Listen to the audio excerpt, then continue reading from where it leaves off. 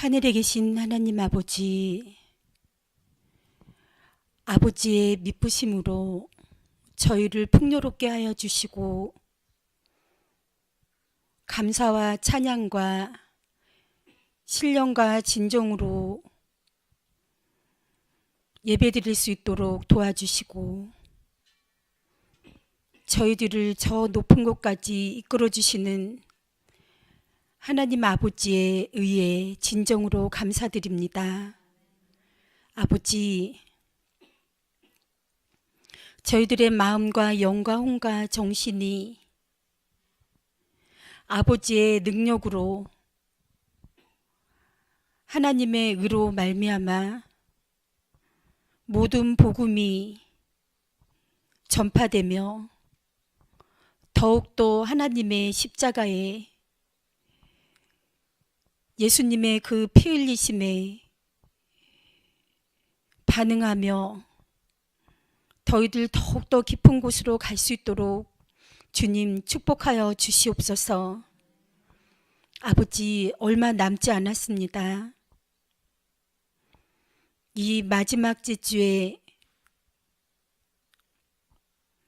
믿음으로 말미암는 의를 통하여 하나님의 의를 통하여 오늘 아브라함의 의와 아버지의 의를 통하여 더욱더 아버지를 깊이 알기를 원하나이다. 아버지, 저희들 아무것도 모르지만 더욱더 많은 것을 열매 맺고 결실을 거둘 수 있는 마지막 지주 연수가 될 수 있도록, 기도회가 될 수 있도록 주님 축복하여 주시옵소서.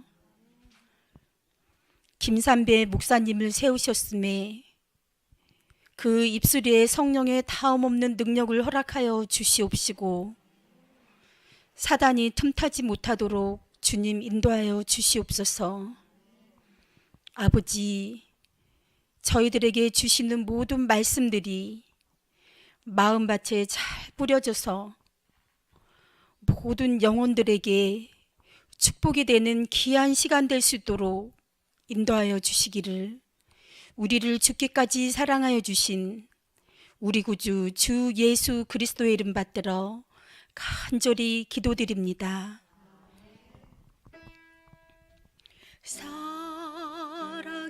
살아계신 주예여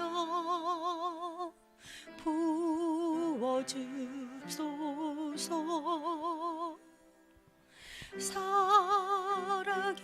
살아계신 주예여 부어주소서. 새로 지은 내 마음속에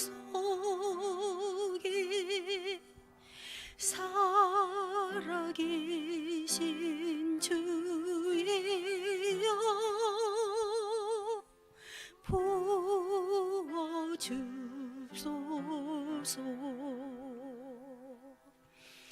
아멘.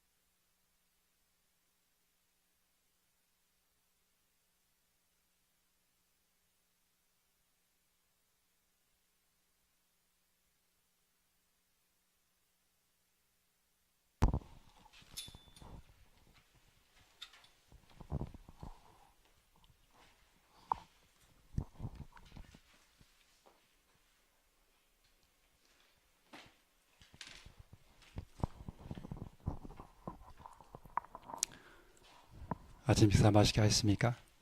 네. 오늘 우리 둘째 날인데요.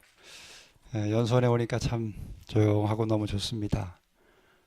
그리고 아침과 저녁으로 말씀을 들으면서 또 개인적인 시간도 갖고 아주 너무 행복한 시간에 참여하게 해주신 은혜에 감사를 드립니다. 여러분은 연수복을 입고 있는데 저는 이렇게 연수복을 입지 않았는데요. 제가 시간 쓸 때만 이 상의를 입는 이유가 있습니다. 제가 좀 많이 말라서 연수복을 입으면 보는 분들이 좀 보시기에 별로 좋지 않은 것 같아서 그래서 상의를 좀 입었습니다. 오늘 둘째 날인데요. 어제 드린 말씀 하나님의 의에 대해서 잠깐 말씀을 드리고 둘째 날 들어가겠습니다. 믿음으로 하는 의, 새벽과 저녁 우리 홍광희 목사님께서 그 믿음으로 말미암은 의 그 말의 의미를 잘 이렇게 설명해 주셔서 너무 좋은 시간을 보내고 있습니다. 성경에서 가르치는 복음의 핵심이 뭐라고 그랬지요? 하나님의 의. 우리 오늘도 한번 주제 성경절을 좀 읽고 그리고 들어가 보겠습니다. 같이 한번 읽겠습니다. 시작. 내가 복음을 부끄러워하지 아니하노니 이 복음은 모든 믿는 자에게 구원을 주시는 하나님의 능력이 됨이라. 첫째는 유대인에게요 또한 헬라인에게로다. 복음에는 하나님의 의가 나타나서 믿음으로 믿음에 이르게 하나니 기록된 바 오직 의는 믿음으로 말미암아 살리라 함과 같으니라. 3장 20절은 제가 읽겠습니다. 그러므로 율법의 행위로 그의 앞에 의롭다 하심을 얻을 육체가 없나니 율법으로는 죄를 깨달음이니라. 저는 시간스러 이렇게 앞에 쓸 때마다 마음속으로 암송하는 성경 구절이 있습니다. 그게 뭐냐면 로마 3장 20절입니다. 그러므로 율법의 행위로 그의 앞에 의롭다 하심을 얻을 육체가 없다. 여기까지 제가 암송하고 나면 그러면 무엇으로 의롭게 될 수 있을까? 이런 의문이 마음에 떠오릅니다. 그러고 나서 제가 생각하는 것은 뭐냐면 예수님의 십자가를 생각합니다.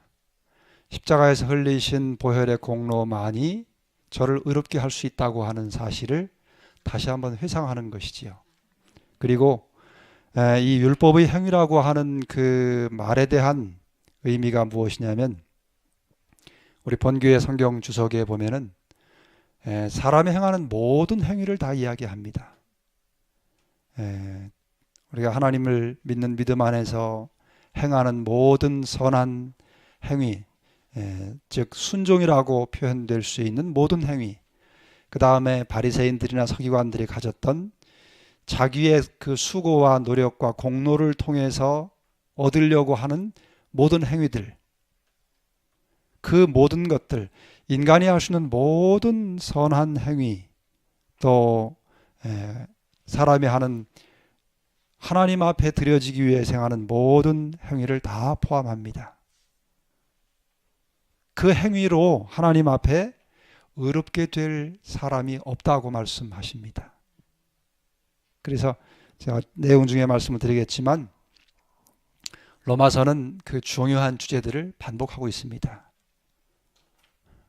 그래서 저는 이 말씀을 읽을 때마다 참 인생이 행하는 모든 것이 하나님 보시기에는 하나님께서 칭찬은 하시지만 그 행위 때문에 의롭게 될 수 있는 것은 아무것도 없다고 하는 사실을 늘 생각합니다. 오늘도 하나님께서 우리의 마음의 눈을 들어서 하나님께서 인정하실 만한 또 하나님께서 기뻐하시는 그런 아름다운 믿음의 선한 행위로 우리의 시선을 향해 주시게 되기를 바랍니다. 오늘은 두 번째 시간으로 아브라함의 의에 대해서 좀 살펴보겠습니다. 저는 제목을 아버지의 마음이다 그렇게 좀 붙여봤습니다.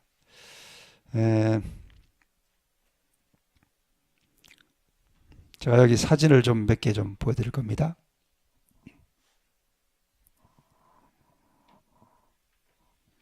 여기 나오는 사진을 좀 한번 여러분이 생각해 보시면 좋겠습니다. 누군가 좀 맞춰 보십시오.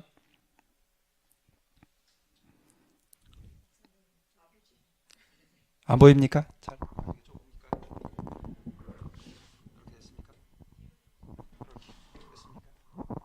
예.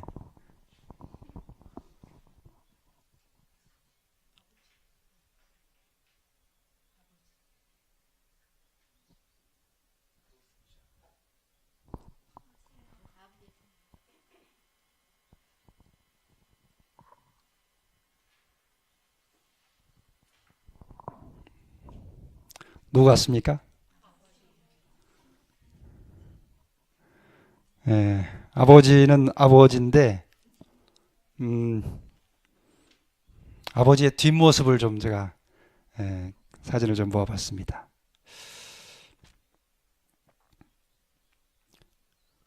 오늘 제가 보여드리는 이 뒷모습은 저한테도 상당히 추억이 있는 그런 모습이라서 좀 보여드렸습니다. 여러분이 서점에 가시면 지금도 파나 모르겠습니다. 아버지의 뒷모습이라고 하는 수필집입니다. 이건 한국 사람이 쓴 게 아니고 중국의 그 칭화대학이라고 하는 유명한 대학이 있습니다. 그 대학의 철학과 교수로 있던 주자청이라고 하는 교수가 쓴 책입니다. 그 여러 수필집 중에 수필 제목 가운데 하나가 이 아버지의 뒷모습입니다.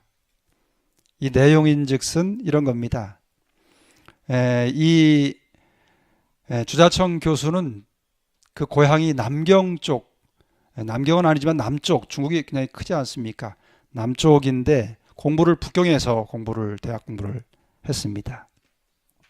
그런데 어느 날 할머니가 돌아가셨어요. 그래서 할머니 돌아가셨다는 소식을 듣고 집에를 가서 할머니 장례를 다 마치고 그 다음에 다시 이제 공부하러 북경으로 다시 올라가는데 그 당시에 아버지가 실직 상태였다고 합니다.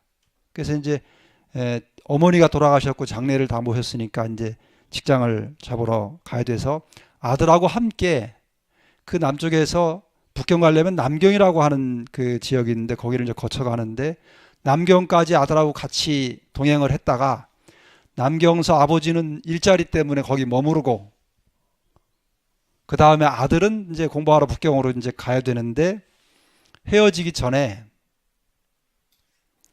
그 아버지가 이제 귤을 아들한테 사주려고 그 기차 역전에 아들을 좀 있으라고 하고 귤을 사러 갔다 오는 그 과정에 그날따라 아버지가 귤을 사러 가는데 뒤뚱뒤뚱 하고 가는 모습이 어깨가 축 처져 있고 몸은 뒤뚱뒤뚱 하고 키는 훨씬 작아 보이고 그래서 아버지의 그 뒷모습을 보고 이 아들이 그동안 생각하지 못했던 그동안에 아버지는 아주 뭐든지 할 수 있는 분이라고 강한 분으로 생각했는데 그날 아버지의 연약한 모습을 보게 된 겁니다.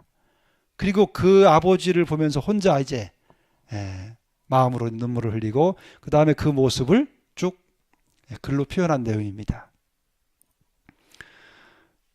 저는 이 책을 이렇게 보면서 뭘 느꼈냐면 그 전에 지금은 아니지만 우리 삼육대학 옆에 가면 서울여대가 있습니다. 서울여대에 그 김창옥 교수라고 하는 젊은 교수가 있습니다. 여러분들 아마 그 세바시 같은 데서 강의를 많이 들어보셨을 겁니다. 이 김창옥 교수가 자기 아버지 그분 고향이 제주도입니다. 여기 제주도인데 자기 아버지에 관해서 이야기를 하면서 나중에 그 마지막 그 강연 마지막 중에 이런 이야기를 하더라고요. 누군가의 뒷모습이 보이기 시작하면 사랑이 시작된 것이다. 그런 이야기를 했습니다. 근데 제가 이 주자청 교수의 이 글을 보면서 저도 사실은 저희 아버님에 대한 작은 추억이 하나 있습니다. 저는 어제도 잠깐 말씀드렸지만 고등학교 1학년 때 우리 교회를 우리 교회뿐만 아니라 기독교라고 하는 이 교회를 처음 발을 내딛었어요. 근데 첫 발을 내딛은 데가 우리 재림교회였습니다. 그리고 고1 때 교회를 나와서 고등학교 1학년 1학기 중간쯤에 나와서 학생반에서 계속 이제 이렇게 다니다가 교회 붙잡혀가지고 저희 친구한테 붙잡혀서 나왔는데요. 그러다가 이제 그 1학년 겨울방학이 되면서 제가 그때 1년 동안 배운 것 중에 딱 하나 마음 가운데 자리 잡은 게 있는데 그게 뭐냐면 안식일 문제입니다.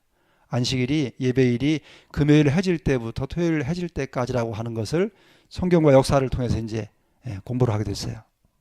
그러고 나서 이제 어린 마음에 이거 하나님께서 안식일을 지키라고 하셨으니까 안식일을 지켜야 되겠다. 그런 결심을 하나님께서 하게 해주셔서 겨울방학 때부터 이제 안식일을 지키기 시작했습니다. 그리고 이제 2학년이 돼서 새 학기가 돼서 학교를 가는데 토요일 날 가방을 들고 집에서 이제 학교 간다 하고서 나와서 학교로 안 가고 교회로 갔습니다. 교회 가서 아침부터 저녁까지 오전 예배 드리고 그다음에 오후에 학생반 활동하고 저녁에 또 청년들이랑 같이 또 식사하고 활동하고 그리고 한 10시 넘어서 늦지막하게 학교 갔다 왔다고 들어갔어요. 그렇게 다니기를 한 몇 달을 몰래 다녔습니다. 그러다가 나중에 이제 부모님들이 알게 됐어요. 근데 그 부모님들이 그걸 알고 나서 뭐 집에서 이제 난리가 났죠. 그래서 이제 집에서는 이제 반대를 하고 또 학교에 가면 학교에도 어렵고 지금은 5일 수업제를 하니까 문제 없지만 저희가 학교를 다닐 때는 그야말로 어제도 우리 홍과영 목사님 말씀하셨나요? 학생과 불려가면 되게 맞고 했는데 똑같은 그런 상황이었습니다. 그래서 토요일 날 학생이 학교 안 가고 교회를 간다? 상상할 수 없는 일이에요. 그래서 월요일만 가면 혼이 나는 거예요. 학교에서는 혼이 나고 집에 가면 집에서 또 혼나고 그렇게 몇 달을 보내다가 하도 견딜 수가 없어가지고 그렇게 어려움 가운데 있는데 교회에서 안식일을 지키면서 공부할 수 있는 학교가 있다는 소식을 들었어요. 그때 처음으로 삼류학교에 대한 소식을 들은 겁니다. 그런 학교가 있는지도 모르고 있다가 그래서 그러면 내가 그 학교에 전학을 하겠다고. 그래서 집에 가서 이야기했더니 제가 고향이 충청북도 청주입니다. 청주하면 무슨 도시지요? 네, 교육도시입니다. 청주는 그 당시에 그 주변에서 전부 다 청주로 유학 나오는 때예요. 중학교고 고등학교고 다 그쪽으로 이제 공부하러 나오는데 시골 같으면 핑계를 대고 좀 이렇게 전학 간다고 하는데 청주가 교육도시니까 저희는 그때 어디로 이제 학교를 보냈냐면 주로 그 성도님들이 서울에 있는 서울 삼육고등학교로 주로 자녀들을 보냈어요. 저도 이제 거기를 가고 싶어가지고 이제 거기를 알아보고 간다고 그러니까 집에서 난리가 났어요. 그래서 아버님이 반대를 하다가 이렇게 말씀하셨어요. 너 거기 가면 학비고 뭐고 10원도 대줄 수 없다고. 못 가게 하려고. 그러니까 갈 테면 네가 알아서 가라고. 근데 그 말이 저한테는 복음으로 들렸습니다. 갈 테면 가라고 하니까 아이고 이게 잘 됐다 하고 그러면 내가 알아서 공부하겠다고. 그래서 혼자서 가서 알아봤어요. 근데 이게 만만치가 않은 거예요. 가면 거기는 기숙사에 들어가야 되지요. 학비도 사립이니까 비싸지요. 또 용돈도 써야 되지. 도무지 감당할 수가 없어요. 길이 없는 거예요. 그래서 혼자 고민을 하다가 어떻게 하면 좋을까 하고 기도하고 있는데 고등학교 청년 그 우리 선배 누님 중에 한 분이 하루는 저를 불러요. 삼비야 이리 좀 오라고. 너 집에서도 이렇게 반대를 하고 어려운데 삼류학교가 서울에만 있는 게 아니다. 삼류학교가 지방에도 있는데 지방에 있는 학교는 아르바이트 하면서 학비 벌어가면서 공부할 수 있다. 그게 귀가 번쩍 뜨였어요. 그런 학교가 있냐고. 그게 어디냐고. 그랬더니 소개를 해주기를 저기 충남 광천이라고 하는데 가면 거기 삼육고등학교가 있다는 거예요. 그래서 어떻게 가면 된다고 해서 그 이야기 듣고 그 주 일요일 날 당장 갔어요. 혼자서 청주에서 버스를 타고 천안까지 가서 천안서 장항선 지금은 그게 없어졌죠. 옛날에 비둘기호라는 게 있지 않습니까? 장항선 비둘기호를 타고 광천이라고 하는 데를 물어서 한 2시간 갔습니다. 가서 내려보니까 조그만한 읍이라고 하는데 면 단위 같아요. 조그만한 도시인데 삼룡학교 어디냐고 물어서 이제 혼자 가서 이제 사감 선생님 만나가지고 상담을 하고 했더니 뭐라고 하시냐면 여기는 담배 피우면 안 되고 술 마시면 안 되고 뭐 이렇게 쭉 이야기를 하길래 아 선생님 저는 그게 아니고 이만저만 이렇게 오려고 한다고 그러니까 부모님을 모시고 와야 된다는 거예요. 아 저는 부모님을 모시고 올 수 없다고 그러니까 안 된다는 거예요. 부모님을 모시고 와야 전화가 올 수 있다는 거예요.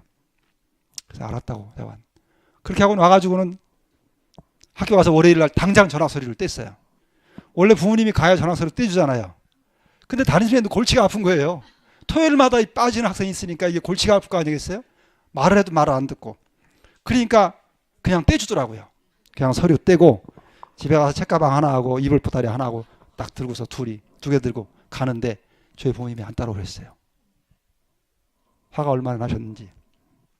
그래가지고 저보다 10년 위인 제일 맏 형님이 10년 위인데 그 형님이 밖에서 직장 생활을 하고 있는데 그 소식을 제 소식을 듣고 월차 휴가를 내 가지고 오셔가지고 그 형님하고 둘이 처벅처벅 가서 이제 전학을 하고 혼자서 이제 가서 뭐 이것저것 숙직도 하고 뭐 이것저것 노동도 하면서 그렇게 이제 2학년을 보냈어요.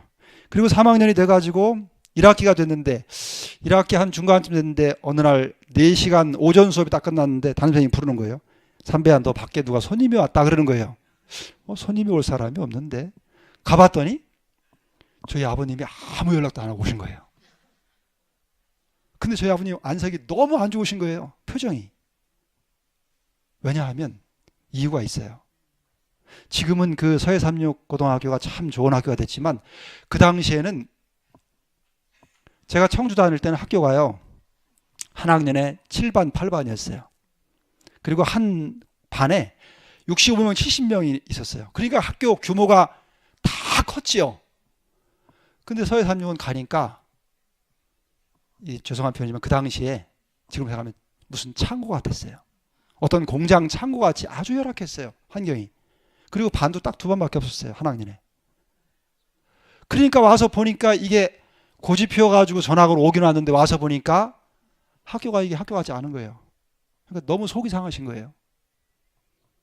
그랬더니 제 손에 뭔가를 하나 딱 쥐어주고 그리고는 딱 뒤돌아서 그냥 가버리시는 거예요. 그래서 아버지 식사하고 가셔야지. 그러니까 아무 소리 하고 그냥 확 가버리시더라고요. 봉투에다가 돈을 좀 가져오셨는데 처음으로 주신 거예요. 그걸. 그리고는 아무 소리 안 하고 너무 속상하게 가버리셨어요. 그리고는 저도 그냥 들어갔죠. 뭐 어떻게 합니까? 그렇게 하고 제가 이제 10년 만에 목회를 나오고 안수를 받고 그 다음에 저희 아버님이 지병이 생겨갖고 돌아가셨어요. 돌아가시 전에 이 2달을 저희 집에 모셨습니다. 그리고 복음을 소개하고 그래서 아버님이 이제 결국 침례는 받고 돌아가셨는데 그렇게 하고 잊어버렸어요. 잊어버리고 한 10년 거의 지나서 어느 날 제가 산에 가는 걸 좋아하거든요. 그래서 산에를 높은 산을 갔다 내려오는데 이런저런 생각하다 내려오는데 저희 아버님 생각이 딱 떠올랐어요. 근데 언제 모습이 떠올랐냐면 그러니까 그 당시에 한 25년 전에 고등학교 3학년 때 기숙사에 오셨다가 가시던 그 뒷모습이 그날 딱 떠올랐어요. 그리고 제가 그때 깨달았습니다. 그날 아버지 마음이 어떠셨을까? 고집 피워가지고 그렇게 혼자 와서 공부하는 그 아들을 몰래 보러 왔다가 그 모습을 보고 속이 상하셔갖고 말없이 그냥 가시면서 아버지가 그날 혼자서 얼마나 많이 아들 때문에 우셨을까? 그게 이제 그때 깨달아진 거예요. 그때 철이 든 거예요. 그러니까. 그래서 산에 내려오면서 아버지 그 생각하면서 이 주자천 교수처럼 혼자 많이 울었습니다. 근데 그 아버지, 육신의 저희 아버지의 그 사랑을 깨닫게 된 철이 든 동기가 있어요. 그게 뭐냐면 하나님 아버지의 마음을 알고 난 다음에 비로소 저희 육신의 아버지의 그 아픈 마음을 알게 됐어요. 그래서 오늘 제가 제목을 이 아버지의 마음이라고 붙인 이유가 여기 있습니다. 오늘 제가 여러분하고 함께 살펴볼 본문을 좀 읽어보겠습니다. 같이 읽으십시다. 여기 화면에 떴지요? 한번 읽어볼까요? 시작. 그런즉 육신으로 우리 조상된 아브라함이 무엇을 얻었다 하리요? 만일 아브라함이 행위로서 의롭다 하심을 얻었으면 자랑할 것이 있으려니와 하나님 앞에서는 없느니라. 성경이 무엇을 말하느뇨? 아브라함이 하나님을 믿음에 이것이 저에게 의로 여기신 바 되었느니라. 로마서 4장 1절로 3절에 있는 말씀입니다. 여러분이 믿음으로 말미암는 의를 제대로 바르게 이해하려면 가장 중요한 책이 무슨 책이라고 그랬지요? 로마서라고 그랬습니다. 그리고 또 다른 한 책이 갈라디아서지요. 근데 이 로마서를 읽어보시면 좀 어떻습니까? 이해하기가 쉽습니까? 조금 어려운 것 같습니까? 좀 어려우신 것 같습니까? 네, 조금은 그런 생각들이 들 수 있을 겁니다. 근데 여러분, 로마서를 조금 더 이해하면 그렇게 어려운 책이 아닙니다. 로마서를 좀 간단히 좀 소개를 좀 해보려고 합니다. 로마서를 기록한 기자는 누구지요? 사도 바울입니다. 사도 바울이 3차 그 전도 여행을 하면서 고린도라고 하는 지역에 잠깐 머무는데 그 고린도라고 하는 지역에서 쓴 편지가 로마서입니다. 이 로마서를 쓴 목적은 바울이 이 아시아 지역에 복음을 전한 다음에 아시아 지역에 복음을 다 전했다고 생각했어요. 그리고는 유럽, 구라파 쪽으로 복음을 전하고 싶은 마음이 생겼습니다. 그래서 유럽에 복음을 전하기 위해서 전초 기지를 어디로 생각했냐면 로마에 있는 교회를 생각한 겁니다. 그래서 유럽에 가서 복음을 전하려고 준비 작업으로 미리 편지를 써서 보낸 게 로마서 성경이 됐습니다. 로마서는 전체가 16장으로 구성이 되어 있어요. 근데 이걸 크게 나누면 두 부분으로 나눌 수 있습니다. 1장부터 11장까지는 교리적인 부분이에요. 그 교리가 무슨 교리죠? 네, 여러분이 공부하는 믿음으로 하는 의에 관한 겁니다. 그리고 12장부터 16장까지는 그 교리를 실제적으로 적용하는 실천적인 부분으로 나눌 수 있습니다. 그런데 전반부인 이 교리에 관한 것도 1장부터 11장까지 또 둘로 나눠집니다. 어떻게 나눠지냐면 1장부터 3장까지는 로마서 전체의 주제 및 결론이에요. 그리고 나머지 4장부터 11장까지는 믿음으로 말미암는 의라고 하는 이 내용을 예증을 들어서 설명해 나갑니다. 여러분, 우리말하고 언어를 배울 때 우리말하고 영어하고 차이점이 있어요. 우리가 한국 사람이 영어 배우는 것하고 일본말 배우는 것하고 어느 말이 더 쉬울까요? 일본말이 훨씬 쉽지요. 왜 일본말이 쉽지요? 어순이 같아요. 그런데 영어는 어때요? 어순이 다릅니다. 어떻게 다릅니까? 네, 우리 여기 우영이 잘 이야기하네. 우리말은 한국말은 뭐 해야 된다고요? 어디까지 들어봐야 된다고 그래요? 끝까지 들어봐야 된다고 그래요. 처음에 잘 나가다가도 마지막에 처음에 긍정적으로 잘 좋은 말 하다가도 마지막에 뭐 할 수 있어요? 부정으로 끝낼 수 있어요. 근데 영어는 그렇지 않아요. 영어는 처음에 아주 딱 결론을 먼저 딱 이야기하고 그 다음에 그 결론에 대한 내용을 하나씩 풀어서 나가는 그런 구조로 되어 있어요. 그렇기 때문에 한국 사람들이 영어 배우는 게 어려운 거예요. 어순이 달라서. 그래서 이 영어나 그 비슷한 구조를 가지고 있는 언어를 사용하는 사람들이 쓴 책을 보면 책을 읽는 요령이 있어요. 그 사람들은 제일 중요한 내용을 어디에 두냐면 제일 앞에 둡니다. 여러 챕터가 있으면 그 중에 제일 중요한 건 제일 앞에 있어요.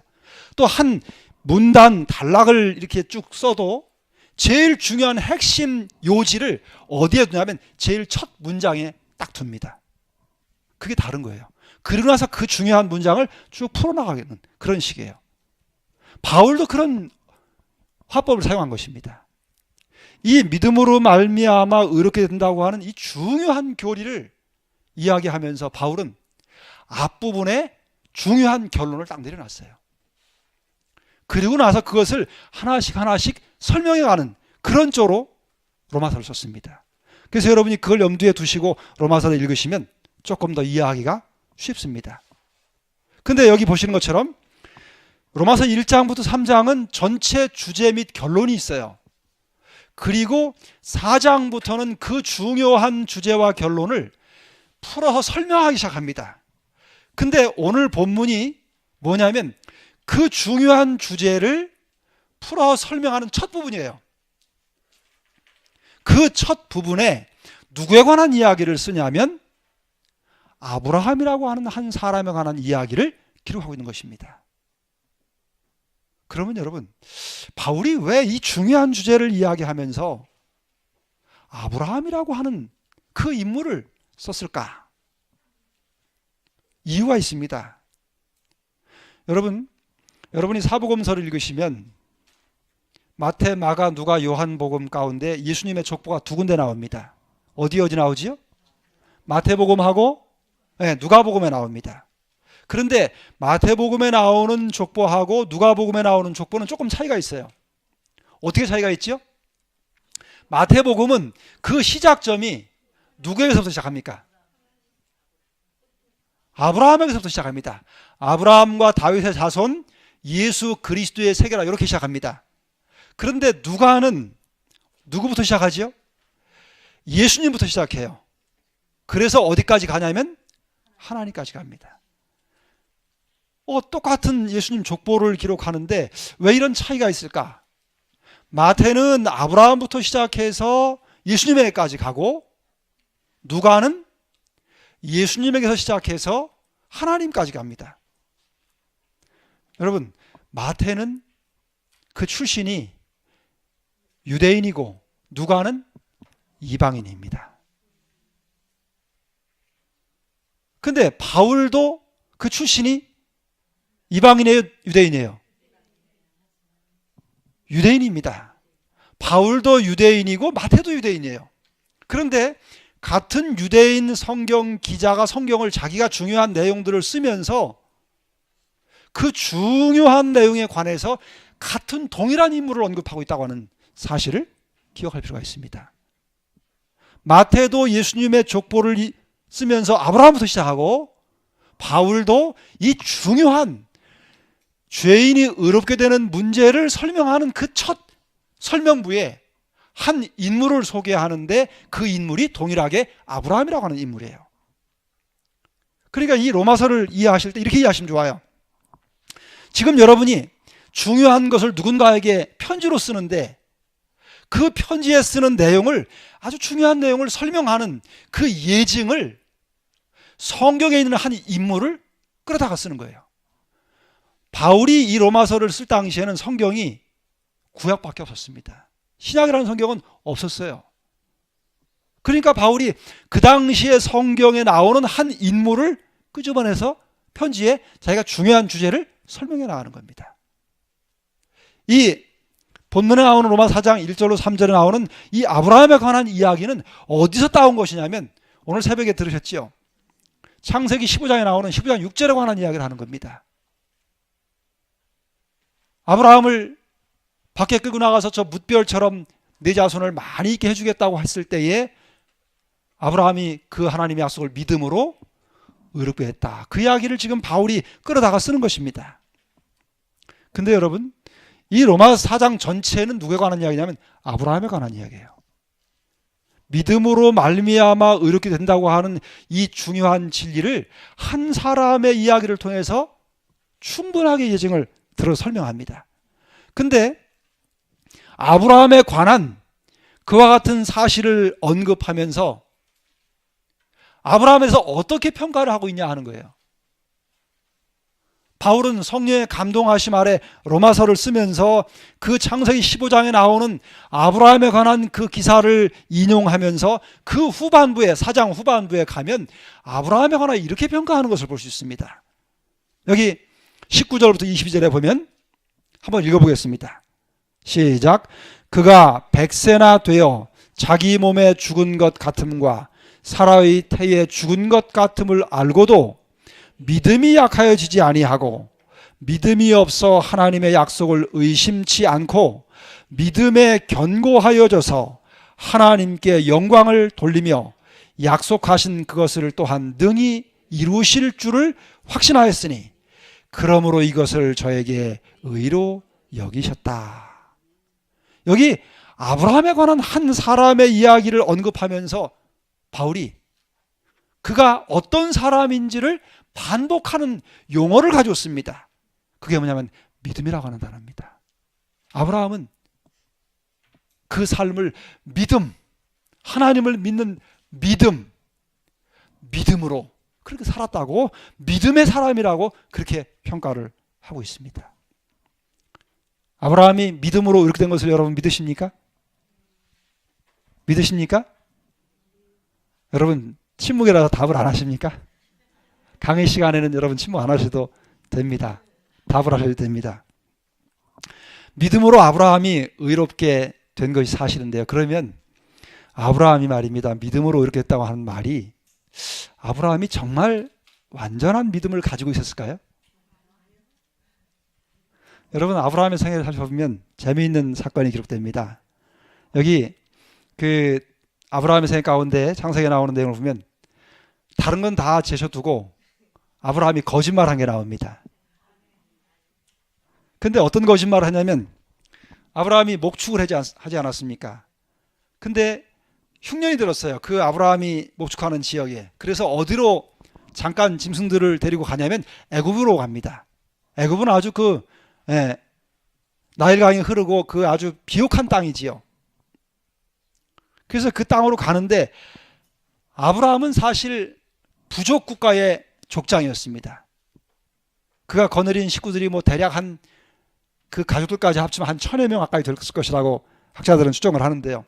어쨌거나 1000명이면 많은 숫자이긴 하지만 나라는 아니었어요. 그래서 옮겨가는데 가만히 보니까 애굽은 나라예요. 강대한 나라입니다.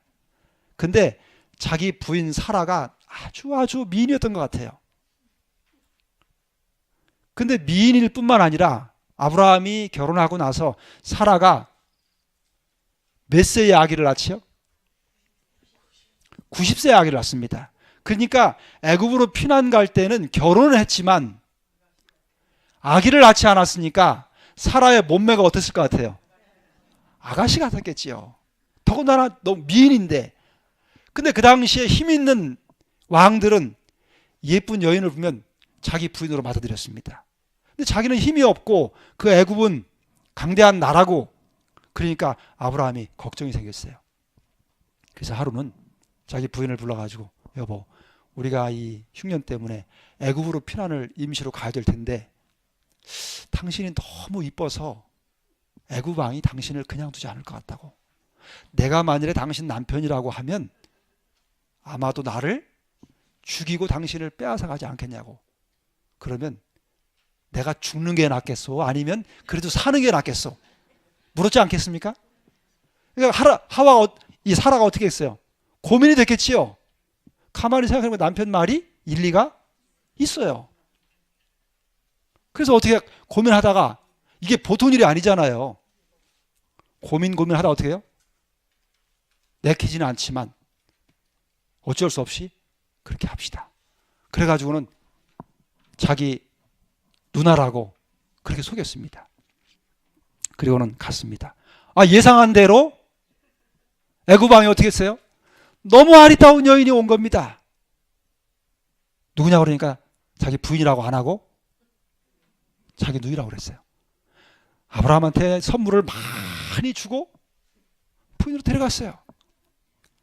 근데 그 밤에 하나님께서 애굽 왕이 나타나셔서 그 여인은 부인이다, 남편이 있는 사람이다, 건드리지 마라. 그래가지고 혼이 나가지고는 쫓겨납니다. 여기 우리 여자분들 많은데요, 우리 결혼 안 한 미스한테 물어봐야죠. 만일에 아브라함 같은 남편이 있으면 결혼하겠어요? 안 하겠어요? 우리 여기 결혼하신 우리 저기 여자분들 계신데 누가 제일 젊으신가요? 이 앞에 계신 우리 집사님, 바깥 선생님이 아브라함처럼 그렇게 제의하고 거짓말을 하면 어떻게 마음이 좀 어떠시겠습니까? 수용할 만 하시겠어요? 쉽지 않지요. 답을 못 하시는 거 보니까. 이게 참 심각한 일입니다. 성경에 기록됐으니까 그렇지요. 근데 이 똑같은 거짓말을 또 한 번 합니다. 보세요. 요 애굽에서의 이 이야기는 언제 이야기냐면 창세기 12장의 사건입니다. 그 다음에 오늘 본문에 나오는 바울이 인용한 그 내용은 창세기 15장에 나오는 내용이에요. 아브라함이 믿음으로 의롭게 됐다고 하는 그 사건이 있기 전에 있었던 사건입니다. 근데 20장은 아브라함이 믿음으로 의롭게 된 다음에 후에 일어난 사건이에요. 그러면 믿음으로 의인 되기 전과 후가 이 사건으로 볼 때 같아요, 달라요? 아브라함이 달라졌어요? 똑같아요. 똑같아요. 믿음으로 의롭게 되기 전에 거짓말했던 거짓말을 똑같이 믿음으로 의롭게 된 다음에 똑같이 거짓말을 했어요. 여러분, 그래서 이 부자신자 가운데 보면은 이렇게 기록합니다. 아브라함이 아들을 주시겠다고 하는 약속을 주셨는데 하나님께서 그 약속을 받은 다음에 그가 그 약속이 이루어지는 과정에 하나님께서 그를 시험하는 시험에서 실패했다고 그랬습니다. 그러면 여기서요, 이런 질문을 한번 드려보고 싶습니다. 여러분에게. 우리가 한번 아브라함의 이 사건을 생각하면서 생각해 볼 필요가 있습니다. 자, 아브라함이 하나님을 믿었습니까? 하나님의 약속을 믿었지요. 그리고 그 약속을 믿었음에도 불구하고 그의 삶이 완전했어요? 불완전했어요? 불완전했습니다. 근데 하나님께서 아브라함을 뭐라고 말씀하셨어요? 의인이라고 말씀하셨어요. 그러면 여러분은 어때요? 여러분 하나님 전적으로 신뢰하십니까? 믿으십니까? 그러면 삶이 좀 완전하십니까? 아니요. 너무 아닙니까? 그럼 여러분 의인이십니까? 아닙니까? 의인이십니까? 의인이십니까? 왜 답을 못 하십니까? 여러분, 누군가 여러분에게 당신 정말 의인이십니까? 라고 믿으면 답을 잘 못해요. 왜 답을 잘 못하십니까? 왜 그렇지요? 그 질문을 받으면 생각이 어디로 가요? 자기 자신에게로 가요. 여러분, 이 아브라함의 사건을 통해서 우리가 기억해야 될 중요한 사실이 있습니다. 그게 뭐냐면 아브라함이 하나님께서 아브라함을 의롭다고 하실 때는 그 의 자체가 아브라함 개인의 어떤 행위에 기초된 것이 아니라고 하는 거예요. 오늘 우리도 똑같습니다. 우리가 하나님 앞에 내가 죄를 용서받은 의인인가? 라고 하는 생각을 혹 질문을 받거나 할 때에 우리 생각이 어디로 가냐면 예수님께로 가지 않고 그리스도의 십자가로 향하지 않고 그 시선 자체가 누구한테 가냐면 자기 자신에게로 가요. 그러니까 자기를 보니까 어때요? 형편없거든요. 이거 의인이라고 대답은 해야겠는데 이렇게 형편없어갖고 내가 의인이라고 대답할 수 있을까? 믿음이 생기지 않는 것입니다.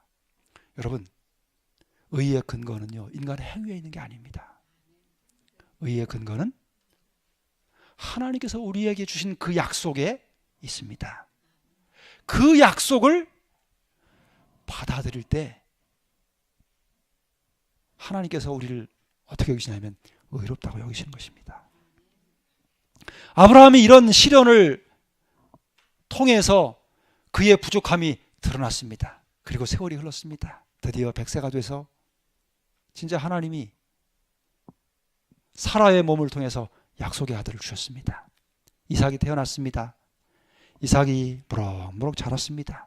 그리고 거의 20세가 되었을 때에 하나님께서 다시 아브라함을 또 부르시는 겁니다. 그리고는 이번에는 뭐라고 말씀하시냐면 내 아들, 내 사랑하는 독자 이삭을 데리고 모리아 땅으로 가서 내가 내게 지시하는 한 산 거기서 그를 뭘로 드리라고요? 번제로 드리라 그럽니다. 여러분, 번제가 뭡니까? 번제가 뭐냐면 레위기서에 가면 그 번제가 뭔지가 잘 나와 있습니다. 레위기서는 한 권 전체가 다 제사 제도에 관한 책입니다. 여러분이 혹시 누군가에게 전도하다가 그 교회 다니면 제사도 지낼 수 없고 조상도 섬길 수 없어서 교회를 못 다니겠습니다, 그런 이야기를 혹시 들으시면 알려주십시오. 기독교는, 많은 사람들이 생각할 때 기독교는 제사를 드리지 않는 종교로 그렇게 이해하고 있습니다, 사람들이. 근데 여러분, 이 세상에 존재하는 종교 중에 가장 철저하게 제사를 드리는 종교가 있다면 그건 기독교입니다. 제사를 가장 까다롭고 가장 철저하게 완벽하게, 가장 정말 제사 중에 최고의 제사를 드리도록 하는 종교가 있다면 그거는 기독교예요. 그래서 여러분, 성경 중에 레위기서라고 하는 이 책 한 권 전체가 다 뭐에 관한 내용이냐면 제사를 어떻게 드려야 되는지에 관한 내용이 여기다 들어있어요. 그러니까 기독교 제사는 한 가지만 있는 게 아니에요. 그 제사 가운데 대표적인 것이 뭐냐면 번제라고 하는 겁니다. 이 번제는 뭐냐면 누군가 죄를 졌어요. 부주정에라도 죄를 지을 수 있지요. 죄를 졌습니다. 그러면 그 죄를 속하기 위해서 어떻게 하냐면 짐승 한 마리, 양을 한 마리 끌고 옵니다. 그리고는 그 양 머리에 손을 얹고 자기 죄를 다 고백해요. 그러면 자기 죄가 자신에게서 양에게로 옮겨가는, 그걸 신학적 용어로 전가라 그래요. 오늘날로 말하면 계좌이체입니다. 계좌이체. 내 통장에서 다른 사람 통장으로 옮겨가는 거예요. 그렇게 죄가 옮겨갑니다. 그 다음에는 어떻게 하냐면 그렇게 지은 죄를 지은 사람이 그 양을 시퍼런 칼로 양의 심장을 찌릅니다. 그러면 어떻게 해요? 버둥거리면서 피를 쏟으면서 죽겠지요. 그러면 그 피를 받아가지고 제사장에게 줍니다. 제사장이 그 피를 가져와서 성소에 가서 성소와 휘장, 지성사에 있는 휘장에 뿌립니다. 그걸로 끝나는 게 아니에요. 자기가 죽인 그 짐승을, 가죽을 다 벗깁니다. 그리고 각을 떠요. 쉽게 말하면 자른다는 거예요. 부위별로. 그래가지고는 번제단에 갖다 놓고 불로 사르는 겁니다. 그게 번제예요. 하나님께서 아브라함에게 그런 번제를 드리라는 거예요. 여러분, 이게 성경에 기록했으니까 그러려니 하지요. 실제로 보면 잔인해서 못 봅니다.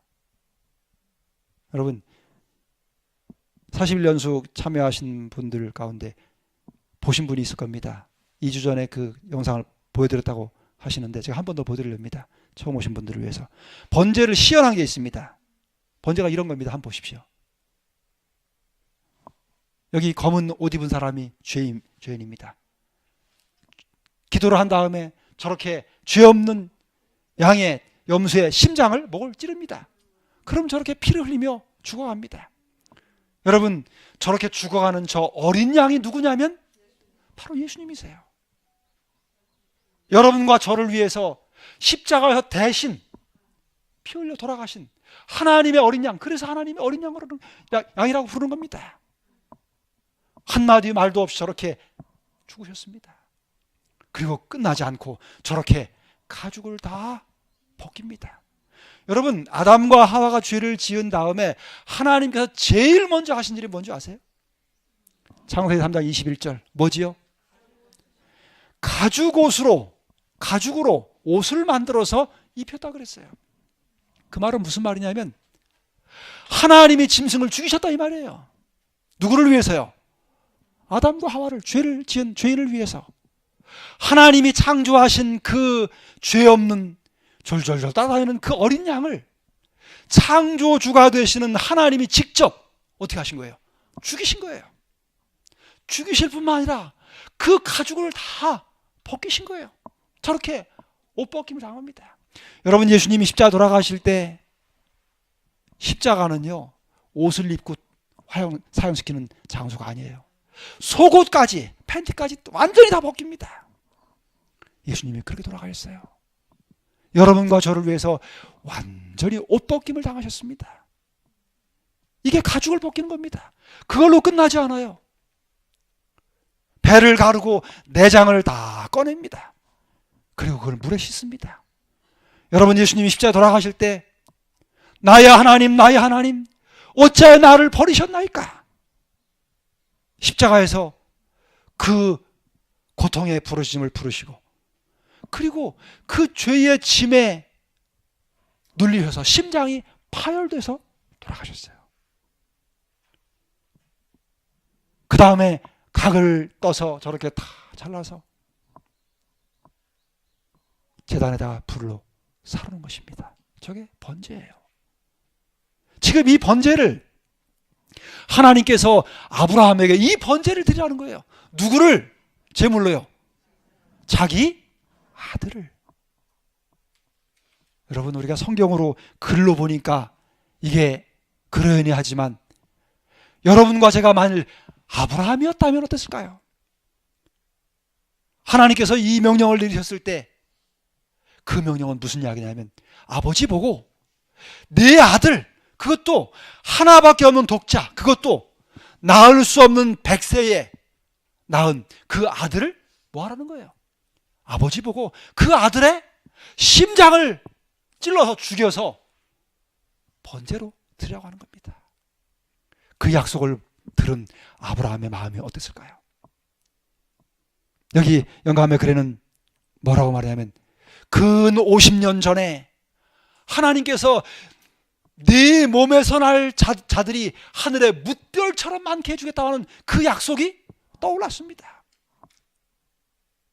그리고 아브라함이 그 약속을 기억하면서 내가 만일 이 아들을 죽이면 그 약속이 어떻게 성취될 수 있을까? 이 약속이 정말로 하나님께로부터 온 약속인가? 고민이 생겼습니다.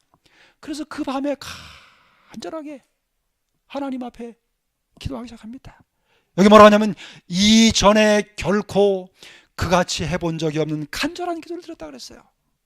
내가 혹시 잘못 유혹을 받은 것이 아닐까? 사단이 혹시 내게 이런 유혹을 한 것이 아닐까? 그러면서 이 명령이 하나님께로부터 온 것인지를 알기 위하여 간절히 땅에 엎드려서 간절히 기도합니다. 그런데요, 그 밤에 기도하면 기도할수록 귓전에 내 아들, 내 사랑하는 독자 이삭을 번제로 바치라고 하는 그 음성만이 쟁쟁하게 들리는 것입니다. 그렇게 기도를 드리던 아브라함이 일어나서 자기 아들 이삭이 자고 있는 방으로 갑니다. 가서 보니까 20세의 이 건장한 청년이 숨을 아주 씩씩 몰아서면서 깊이 가슴이 벌렁벌렁하면서 잠을 깊이 자는 거예요. 눈에 넣어도 아프지 않을 그 사랑스러운 아들이 깊은 잠을 자는 모습을 보면서 그 아들의 심장에 칼을 꽂고 번제로 드리라고 하는 그 명령을 생각하면서 다리가 후들후들 떨리면서 벌벌 떠는 것입니다. 그리고는 그 아들에게서 돌아서 갖고는 나와서 자기 아내 사라가 자는 방으로 들어갑니다. 평생 동안 아들을 낳지 못해서 어머니로서 여인으로서 고통 가운데 있다가 90세가 돼서 아들을 얻어가지고 그 아들이 자랑이고 그 아들이 이제 20세가 돼가지고 보기만 해도 너무나도 마음의 기쁨이 있는 최고의 자랑인, 자기 생명보다도 귀중한 그 아들을 자랑스럽게 여기는 이 할머니가 된 어머니인 자기 아내인 사라를 쳐다봅니다. 아브라함은 그 아내를 보면서 이런 생각을 합니다. 만일 이 아들을 죽이라고 하는 이야기를, 이 명령을 사라가 들었다면 어떻게 할까? 아브라함의 마음속에요, 자는 이 부인 사라를 깨워서 여보 일어나요, 당신 아들 좀 가서 한번 보시오, 그렇게 말해주고 싶었습니다. 그런데 아브라함은 그 말을 할 수가 없었어요. 왜요? 하나님께서 자기에게 주신 그 명령을 자기 부인 사라에게 이야기한다면 그가 어떻게 나올지를 그는 분명히 알고 있었습니다. 사라는 그 명령을 만약에 들었다면 어떻게 했을까요? 아브라함은 이렇게 했을 겁니다. 나부터 죽이고 나부터 죽인 다음에 당신 아들 죽이라고 그랬을 거예요. 아브라함은 그걸 알았어요. 그래서 아브라함은 그 아내의 그 이야기를 하지 못합니다. 그리고 성경에 보면은 아브라함이 그 밤을 뜬 눈으로 보낸 다음에 성경에 보니까 이렇게 합니다. 아브라함이 아침에 일찍 일어나서, 여기 일찍 일어나서 나귀의 안장을 쥐우고 두 사환과 그 아들 이삭을 데리고 번제를 드려 떠났다 그랬어요. 종들에게 나무찜을 지게 하고 아들 이삭에게 불과 칼을 들게 하고 그리고는 번제를 드리러 출발합니다. 근데 며칠 하냐면 사흘 가다 그랬어요. 하루 종일 가는데 아브라함은 아무런 말을 할 수가 없었습니다. 그야말로 침묵으로 무거운 마음으로 하나님, 이 명령이 하나님께로부터 온 것입니까? 제가 이 명령을 그대로 이행해야 됩니까? 라고 하며 하루길을 걸어갔습니다. 저녁이 됐습니다. 하루를 걸어왔으니 얼마나 피곤합니까? 종들도 아들도 골아 떨어지는 그 밤에 아브라함은 잠을 잘 수가 없습니다. 하나님 앞에 눈물로 간절히 기도합니다. 이 명령이 정말로 제가 이행해야 될 하나님께로부터 온 명령입니까? 아무런 음성이 들려오지 않습니다. 그저 내 아들, 내 사랑하는 독자를 번제로 드리라, 그 명령만이 쟁쟁히 들려옵니다. 날이 밝았습니다. 또 하루를 걸어갑니다. 아무 소리 하지 못하고 하루를 침묵으로 또 갑니다. 또 밤이 찾아왔고 또 그 긴 밤, 그 밤이 얼마나 길게 느껴졌을까? 그리고 사흘째 되는 날 아침에 동이 트기 시작합니다. 그런데 보니까 멀리 하나님께서 말씀하신 모리아산이 보입니다. 그리고 그 산 위에 손바닥만한 작은 구름이 둥실 떠있는 모습을 보게 됐습니다. 아브라함은 그 모습을 보면서 직감적으로 이 명령이 하나님께로부터 왔다고 하는 사실을 알게 됩니다. 그리고는 아브라함이 그 두 종들에게 이렇게 이야기합니다. 너희는 여기 있으라. 내가 가서 아들과 함께 가서 제사를 드리고 오겠다. 자기 손으로 그 아들의 심장에 칼을 꽂는 모습을 종들에게 보여주고 싶지 않았습니다. 종들이 졌던 나무찜을 아들 이삭에게 지우고 그리고 자신은 불과 칼을 들고는 또다시 두벅두벅 말없이 출발을 합니다. 사흘째 되는 날 이틀 동안 아무 말 없이 무겁게 그 길을 함께 걸어온 이삭이 드디어 무겁게 입을 뗍니다. 아버지, 나무도 있고 불도 있고 칼도 있는데 하나님께 드릴 번제 양은 어디 있습니까? 그 이야기를 듣는 순간 이 아버지, 120세가 된 이 노인 할아버지인 아버지 아브라함의 가슴이 철렁 내려앉습니다. 간신히 마음을 가다듬고는 믿음으로 하나님께서 준비하실 것이다. 그리고는 또 길을 걸어갑니다. 드디어 번제를 드릴 장소에 도착했습니다. 3일 길을 내내 제대로 먹지도 못하고 자지도 못하고 마음의 깊은 근심 가운데 지칠 대로 지친 이 아브라함이 드디어 무겁게 입을 엽니다. 아들아, 사랑하는 아들아, 하나님께서 3일 전에 내게 나타나셨다. 그리고 하나님께서 너를 번제로 드리라고 명령하셨다. 어릴 때부터 순종을 배운 이 믿음 있는 아들 이삭이 지칠 대로 지치고 연약해진 이 아버지, 할아버지와 같은 아버지를 떠밀치고 도망가려면 얼마든지 갈 수 있었습니다.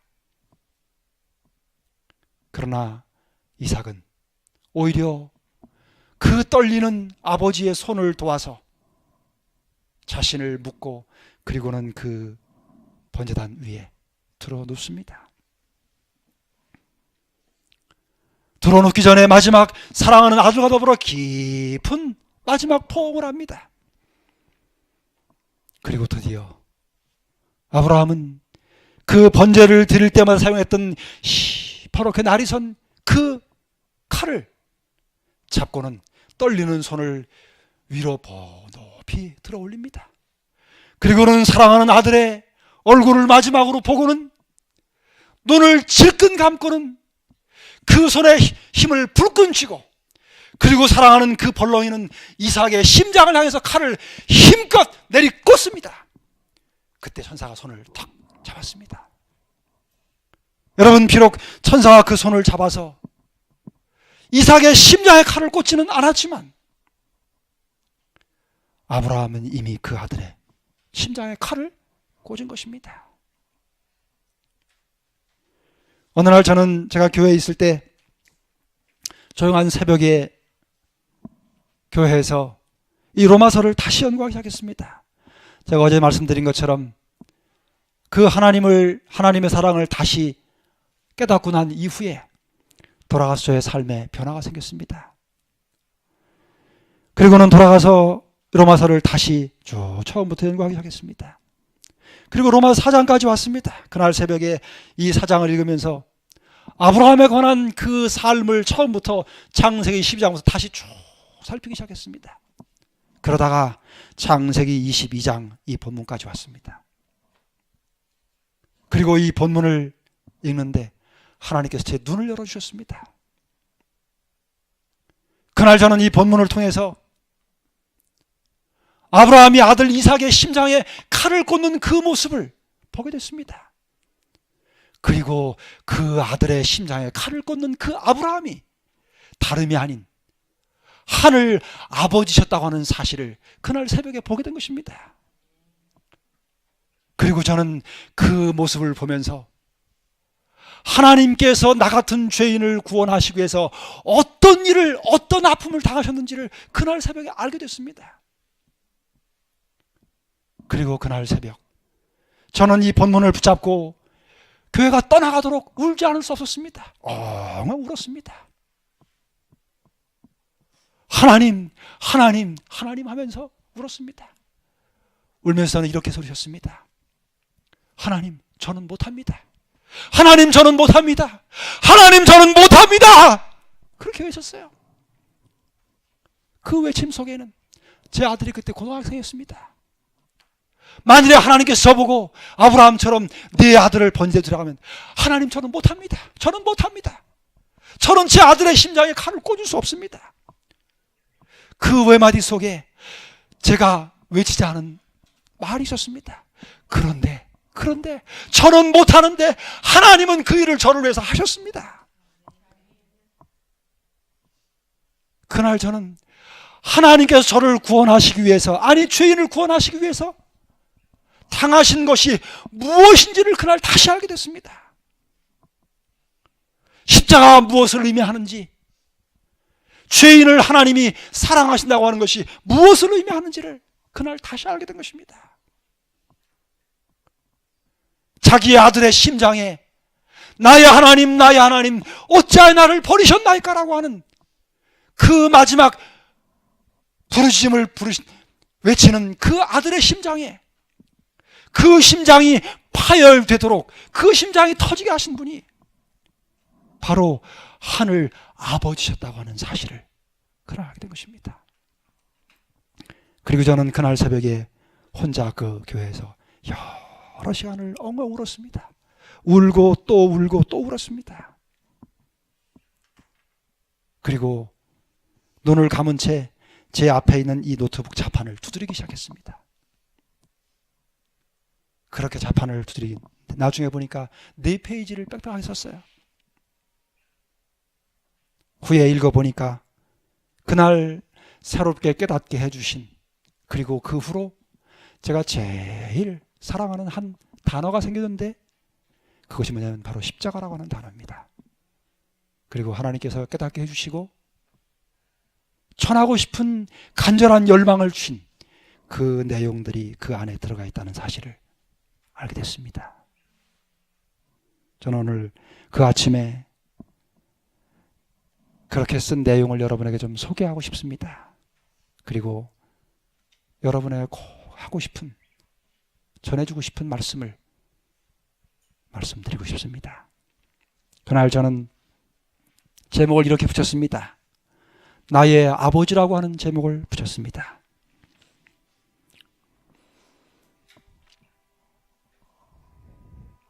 십자가에는 나의 아버지의 심장이 걸려 있습니다. 그 심장을 열고 들어가면 거기에 아버지의 사랑의 마음이 있습니다. 그 마음은 율법이라는 이름으로 걸려 있고 그 율법을 범한 자는 누구든지 죽어야 한다고 적혀 있습니다. 나의 아버지는 나를 살리시기 위하여 죽임을 당하셨습니다. 그리고 그 죽음을 당하실 때 내가 지은 모든 법에 대한 책임까지 끌어안고 돌아가셨습니다. 그분이 돌아가시기 전에 그분은 당신의 가장 소중한 재산인 당신의 의를 제게 유산으로 남겨놓으시고 돌아가셨습니다. 언젠가 제가 그분의 죽으심에 대한 소식을 듣고 찾아오거든 그 유산을 내게 전해달라고 하는 유언을 남기시고 가신 것입니다. 저는 오늘도 그 아버지의 무덤 앞에 서 있습니다.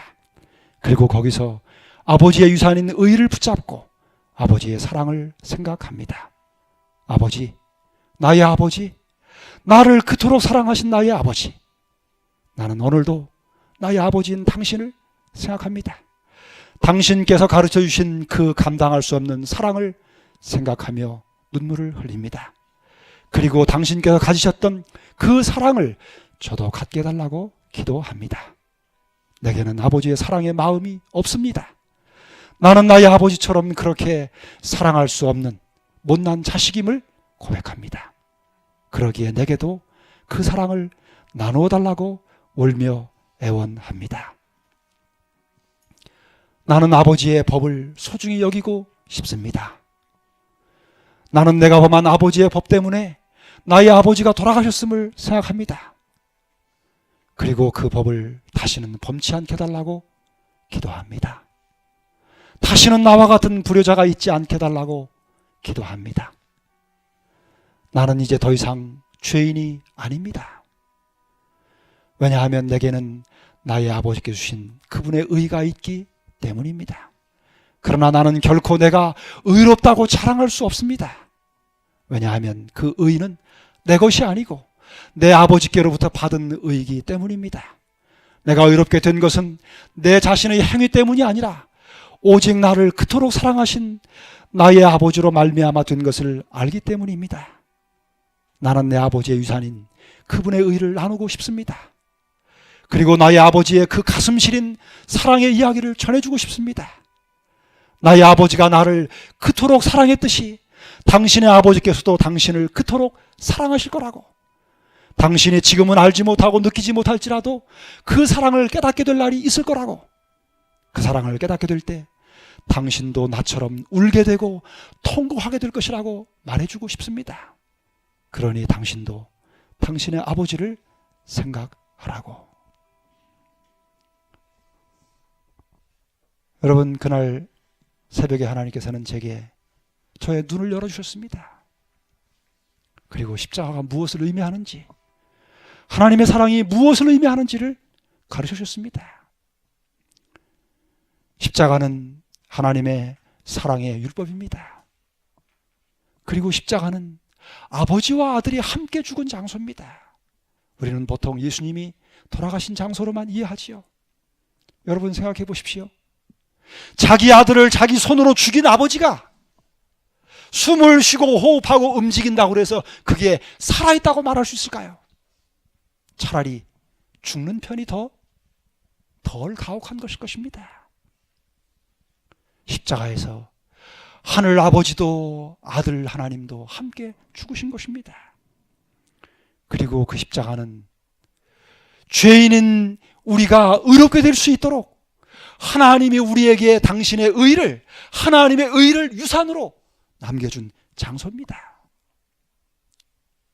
십자가는 우리의 죄를 용서해 준 장소일 뿐만 아니라 십자가는 죄가 얼마나 무서운 것인지, 죄가 하나님 앞에 무엇을 행했는지를 보여주는, 죄를 깨닫게 해주는 장소입니다. 그래서 여러분, 거듭난 그리스도인은 진정으로 십자가의 그 놀라운 구원을 간직하고 깨달은 그리스도인은 절대로 하나님의 율법을 무시하거나 소홀히 여길 수 없습니다. 어떤 사람들이 내가 구원받고 내가 용서받았다고 하면서 하나님의 율법을 마음대로 자행자지한다면 그는 십자가가 무엇을 의미하는지, 하나님의 구원이, 복음이 무엇을 의미하는지를 올바로 알지 못했다고 하는 사실을 증명하는 것입니다. 여러분, 우리는 비록 허물이 많고 부족하지만은 여러분과 제가 십자가의 그 귀한 공로를 믿는 믿음을 인해서 우리가 하나님 앞에 의로운 의인이라고 하는 사실을 분명히 확신하게 되시기를 간절히 바랍니다.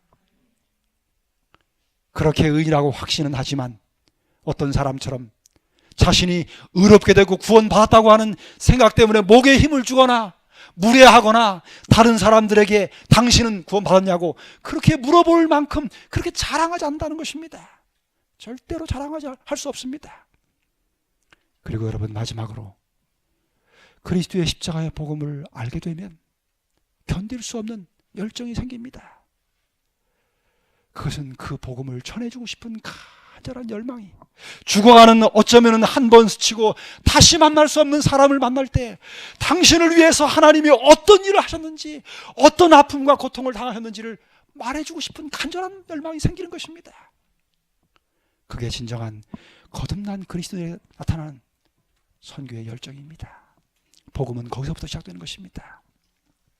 하나님께서 왜 이 엄청난 시련을 아브라함에게 명령하셨을까? 이유가 있습니다. 영감의 글 가운데는 이렇게 기록합니다.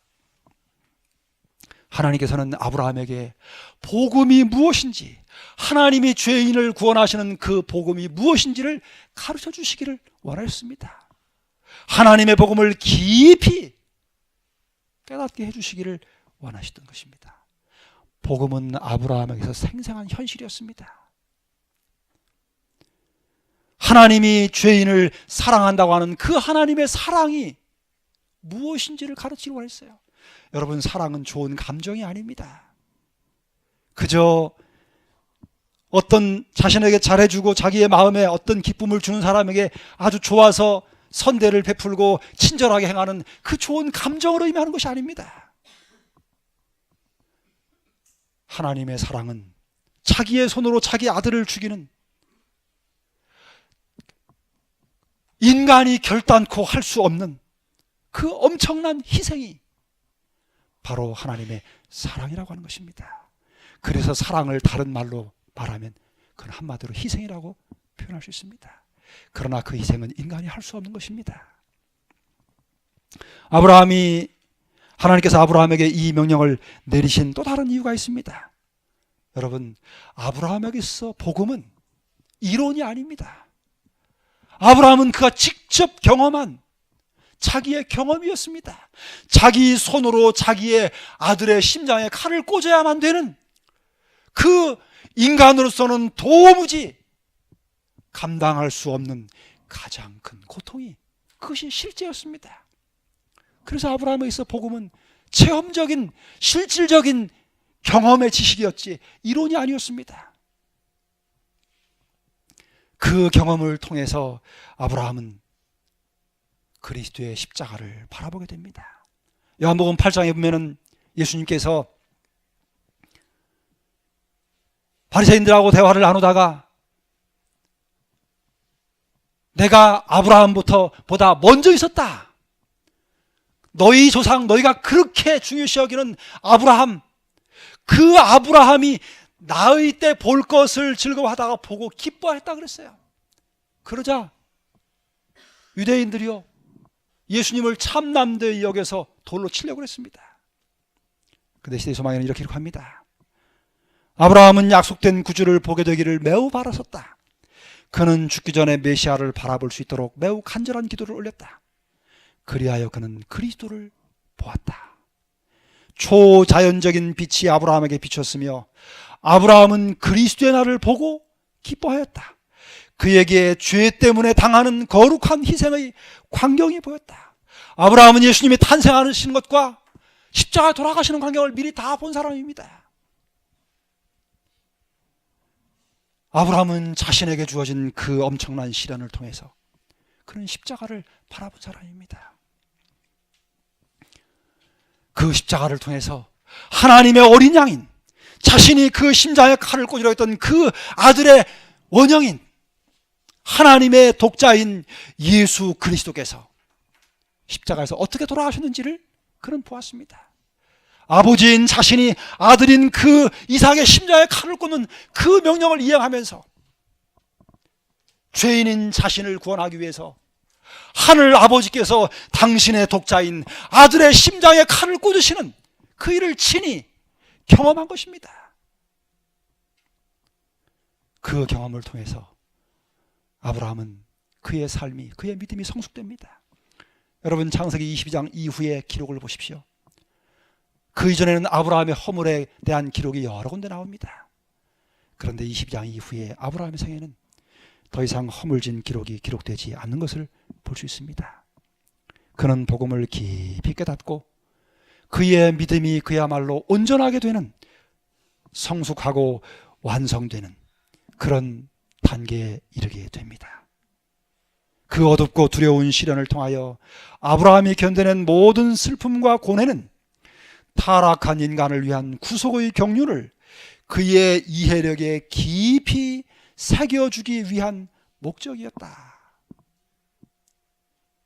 여러분, 저는 이 사건을 통해서 아브라함이야말로 하늘 아버지의 마음을 이해한 사람이었다고 하는 사실을 알게 됐습니다.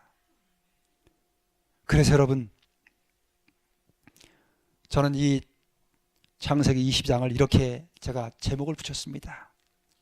여러분, 십자가라고 하는 단어는 신약에는 있지만 구약에는 그 단어 자체가 없습니다. 그런데 여러분, 단어가 없다고 해서 사건이 없는 것이 아닙니다.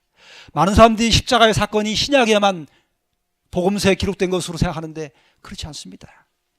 창세기 20장의 이 모레아 사건은 구약의 십자가 사건입니다.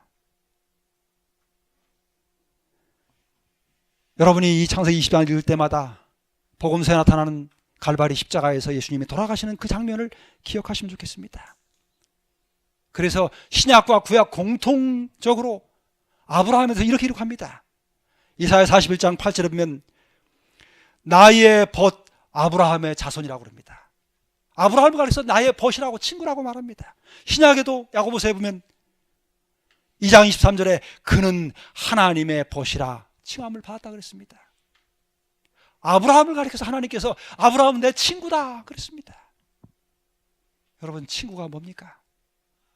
어릴 때부터 중마고 소위 불알친구라고 그러지요.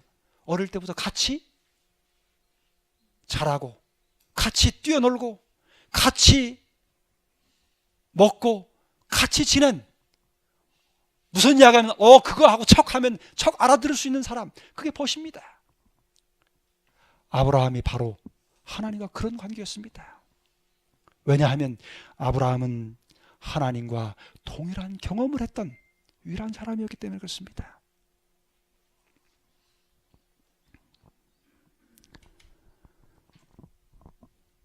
이 모리아 사건은요, 이 땅에 우리만을 위한 사건이 아닙니다. 아브라함에게 요구된 희생은 그 자신의 유익이나 후대의 이익만을 위한 것이 아니라 하늘과 다른 세계들의 무죄한 지적 존재들을 교훈하기 위한 것이었다. 모리아 사건은요, 여러분과 저만을 위한 게 아닙니다. 이 지구상에 존재하는 구원받아야 될 죄인들만을 위한 사건이 아니었습니다. 타락하지 않은 하나님이 창조하신 우주의 수많은 세계들에 거하는 지적 존재자들을 위한 하나님의 특별한 섭리에 의하여 계획된 사건입니다. 여기 시대소망에는 이런 말씀을 기록합니다. 구속받은 자들이나 타락하지 않은 자들 모두 그리스도의 십자가에서 그들의 과학과 노래를 찾게 될 것이다. 예수 그리스도의 얼굴에서 비치는 영광은 자희생적 사랑의 영광임이 드러날 것이다. 갈바리에서 비쳐나오는 빛으로 볼 때 자아를 부정하는 사랑의 법칙이 이 세상과 하늘의 생명의 법칙임이 드러날 것이다. 저는 새로운 초신자들을 성경을 가르칠 때 이런 이야기를 종종 합니다. 아무개 선생님, 아무개 사모님, 신앙은 과학입니다. 신앙은 너무나도 인간의 식보다 고도로 앞서 있는 과학이기 때문에 인간의 유한한 지력으로 다 이해할 수 없기 때문에 추상적인 용어로 밖에는 이해할 수 없어서 신앙을 그렇게 추상적인 용어로 표현하는 것입니다. 그렇게 설명을 합니다. 저는 그렇게 100% 믿습니다. 하나님이 우리를 사랑하신 이 십자가 사건은 영원 무궁토록 연구할 과학이라 그랬어요. 여러분, 죄를 소멸하는 것도 과학입니다. 쉽게 말씀드릴 수 없지만 여러분, 죄도 물질입니다. 십자가는 영원히 연구할 과학입니다. 그리고 그 과학을, 십자가의 과학을 연구하면 연구할수록 하나님의 사랑이 얼마나 깊고 넓고 높고 무한한지 우리는 영원토록 하나님의 사랑을 연구하게 될 것입니다. 그리고 그 노래를, 그 놀라운 사실을 노래하게 될 것입니다. 우리 참석하신 우리 성도님 가운데 제게 이런 질문을 했습니다. 저도 거듭나고 싶습니다. 어떻게 하면 거듭날 수 있습니까? 오늘 제가 강의 시작하기 전에 오늘 강의 중에 답이 있습니다. 꼭 좀 잘 보시기 바랍니다. 말씀을 드렸습니다. 같이 한번 읽어보겠습니다. 같이 읽습니다. 시작. 이와 같이 우리가 우리를 위한 그의 크신 희생을 깊이 생각할 때에 그에 대한 우리의 신뢰는 더욱 굳어질 것이며 우리의 사랑은 격발되고 우리는 더욱 그리스도의 정신에 깊이 물들게 될 것이다. 만일 우리가 마침내 구원을 얻고자 한다면 우리는 십자가 밑에서 통회와 겸손의 공과를 배워야 한다. 오늘 제가 질문하셨던 우리 사모님 기억하십시오. 이 시대 소망에 있는 말씀은 예수님이 6월절, 12살 때 6월절에 가셨다가 집으로 돌아가는 길에 마리아와 요셉이 친구들하고 오랜만에 만난 친척들하고 즐거운 시간을 갖다가 예수님을 잃어버렸어요. 예수님은 성전에 남아 계셨습니다. 그 내용을 쭉 주석하면서 마지막 부분에 기록된 말씀입니다. 여기 뭐라고 말하냐면 그리스도의 그 크신 희생을 깊이 생각할 때 우리의 신뢰는 더욱 굳어질 것이고 우리의 사랑은 격발될 것이다 그랬어요. 여러분, 격발이 뭡니까? 격발은요, 총 있지 않습니까? 총에 탄알을 장전하고 방아쇠를 딱 당기면 뒤에 노리쇠 뭉치가 있습니다. 노리쇠 뭉치하고 있는 것이 뒤로 딱 당겼다가 탁 때리면 그 탁 때리는 힘에 의해서 총알이 쫙 나가는 겁니다. 그렇게 할 때 그걸 격발이라 그래요. 그 격발이 얼마나 센지 벽을 뚫고 나가는 것입니다. 그런데 신앙이, 하나님께 대한 우리의 사랑이 언제 격발되느냐? 우리가 그리스도의 십자가를 깊이 명상할 때입니다. 예수님의 그 마지막 장면을 깊이 명상할 때입니다. 마지막 장면을 조목조목 깊이 명상하라고 그랬습니다. 여기 뭐라고 말씀하시냐면 이렇게 기록합니다. 또 한 구절을 좀 읽어보겠습니다. 같이 읽습니다. 시작. 십자가에서 비추는 빛은 하나님의 사랑을 드러낸다. 그의 사랑은 우리를 그에게로 이끌어준다. 만일 우리가 이 이끄심을 저항하지 않는다면 구주를 십자가에 못 박게 한 죄를 회개하는 가운데 십자가 밑으로 인도함을 받을 것이다. 그때에 믿음으로 말미암아 하나님의 영이 사람의 심령에 새 생명을 지어준다. 여러분, 거듭나는 그 시점이 어디인지를 발견할 수 있어야 됩니다. 우리가 예수 그리스도의 십자가를 주목하고 십자가에 달리신 하나님의 어린 양이 우리를 위해서 무엇을 하셨는지를 날마다 깊이 연구하고 명상하고 묵상하고 기도할 때, 다시 말하면 우리의 시선이, 우리의 생각이 예수 그리스도께로, 그리스도의 십자가로 향해져 있을 때, 거기서 성령께서 우리를 찾아오십니다. 저는 시간을 마치면서 제가 마지막으로 한 부분을 좀 보여드리고 싶은 내용이 있습니다.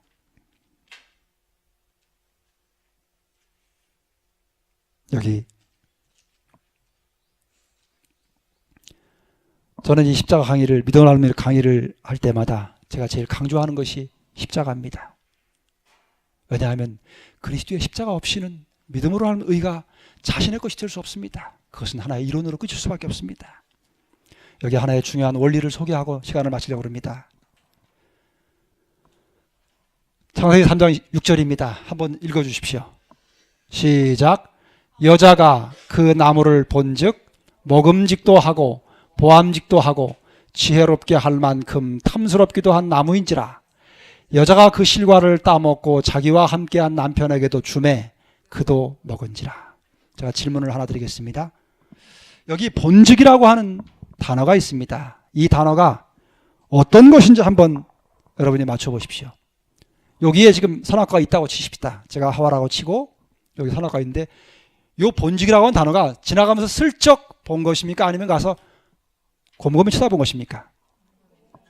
어느 쪽입니까? 곰곰이 쳐다본 것입니다.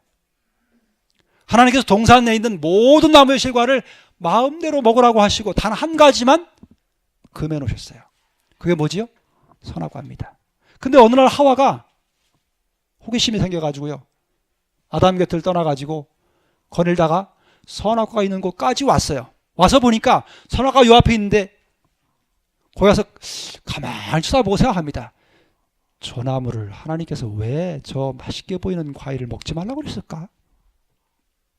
다른 과일하고 다를 게 없는데 저거는 더 탐스럽고 더 이쁘고 더 지혜롭게 할 것 같은데 왜 하나님이 저걸 먹지 말라고 했을까 하고 쳐다보면서 골똘히 생각했습니다.